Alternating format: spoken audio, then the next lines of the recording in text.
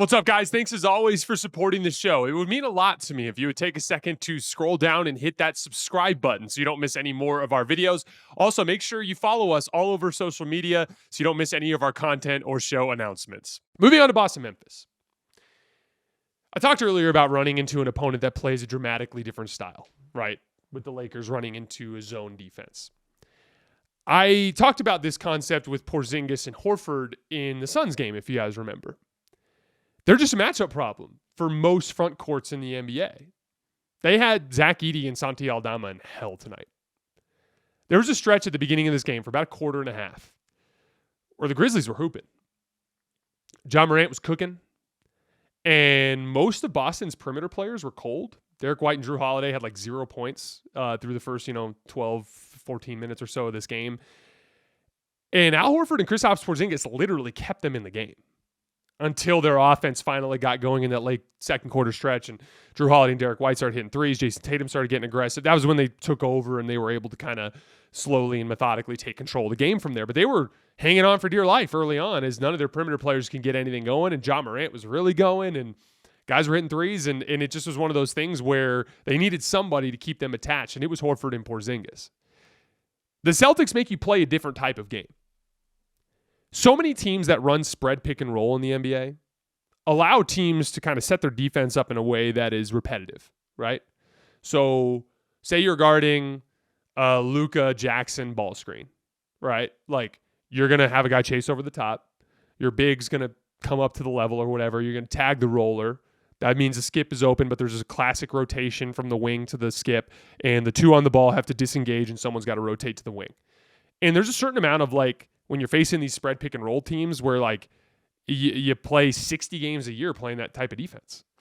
And so you kind of get really good at it. You kind of get your reads down. You get it kind of becomes instinctual, like what you're going to do in all these different types of situations.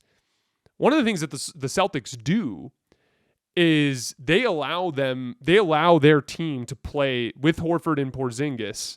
They allow their team to play a brand of drive and kick basketball that is positionless in the purest sense of where guys are on the floor. Meaning sometimes it is Tatum in the corner and Horford on the wing and a guard in the dunker spot and Porzingis on the opposite wing. But then sometimes Horford's in the corner and sometimes Porzingis is operating out against a switch in the middle of the floor. Everyone's in a different spot all the time. So what ends up happening is everybody on the team is doing these weird things. Oh, you're a guard and now you're making a help side rotation underneath the basket because your bigs are out above the break and there's a guard in the dunker spot. So it's your help rotation. So now you're protecting the rim as a 6'2" athletic thin guard or whatever it might be, right? Or you're as a big man, all of a sudden, you're defending in a drive and kick situation where it's oh, I'm dealing with Horford in a pick and pop, or now I'm Zach Edey, I'm switched onto Derek White on the left wing, and now I'm trying to slide my feet against Derek White, and all he has to do is kind of shimmy a little bit, and he backpedals too much, and then he rises up and knocks down a pull-up three right in his face. It just puts everybody in these really awkward situations, and you could tell the Celtics knew that was their best option because they were hunting it relentlessly. They even ran an action at one point. It was in the second quarter, if I remember correctly, where they had Horford and Porzingis run an off-ball action off of the left wing. And Horford screens Santi Aldama, and Porzingis cuts or kind of curls it.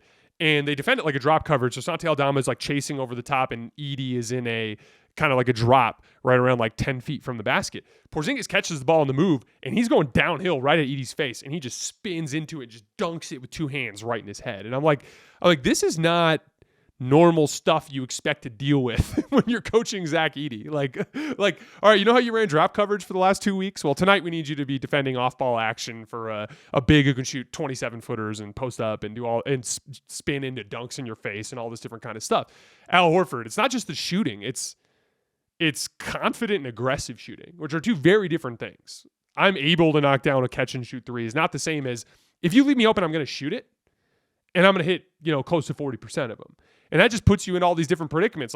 I watched Horford tonight, jab into the corner, drive middle, hit a little floating hook shot in the lane. That's a guard move. That's a guard move that you're asking your bigs to defend in space. It just ultimately puts you in all of these uncomfortable positions. And I thought Zach Edey in particular and Santi Aldama in particular just looked completely lost on the floor tonight. And that's what Horford and Porzingis do to you. And they were spamming that advantage, Boston was. A lot of Porzingis post-ups in this game. I thought Porzingis gave them issues with his rim protection as well. It's just been really fun in the last few weeks to watch those guys give teams fits. The C's perimeter players finally got going in that second quarter as well. I've been talking a lot lately about the Celtics and their pursuit of great shots, right? And this might have been their best offensive process game of the season. 30 assists on 39 made field goals. They generated 32 unguarded catch-and-shoot jump shots in that game. That was by far their highest total of the season. They've generated at least 20 unguarded catch-and-shoots in 5 consecutive games. And that's the exciting part. Like, most of this is shaping up exactly like you would hope for a title defense. They're having an excellent regular season, but at the same time, they're not overextending themselves trying to keep up with a couple of young athletic teams in Cleveland and OKC. They're taking care of their bodies, sitting guys when they need to sit guys, while also maintaining their identity, while also giving young guys a lot of opportunity. We've seen a lot more Baylor Shireman as of late. They're allowing themselves to have a multifaceted approach to this regular season, while at the same time, right now, March 31st, turning up their intensity in time for the playoffs. They've won 9 in a row, just had their best shot quality game of the season, 5 consecutive games of just a lot of really good catch and shoot looks, which to me are like the number one barometer for the Celtics and their offense. There's just a lot to get excited about. If you're a Celtics fan, they are peaking at the right time. On the Memphis front, their defense has been awful in this skid. They have a 120.3 defensive rating in this 1-6 stretch. And I'm not surprised at all that they were the team that gave up the most wide open threes to Boston. This was an issue throughout the entirety of the Taylor Jenkins era. And we've talked about this on the show many times. They're an overhelp team. There's a huge difference between digging and recovering and just sitting in driving lanes and conceding threes. Over the course of this span, I checked before the show, it's either 5th or 6th, but in the 7-game span, they've given up the 5th or 6th most-unguarded catch-and-shoot jump shot, or wide open per NBA.com, at least 6 feet away defenders, or defender at least 6 feet away. They've given up, let's just say, the 6th most in the league over this 7-game span. There's a certain amount of that where you're going to allow teams to pick you apart and get great looks, and it's just going to be really difficult for you to get enough stops. If you're deliberate with your shot selection and ball movement against Memphis, you can absolutely get open looks against them.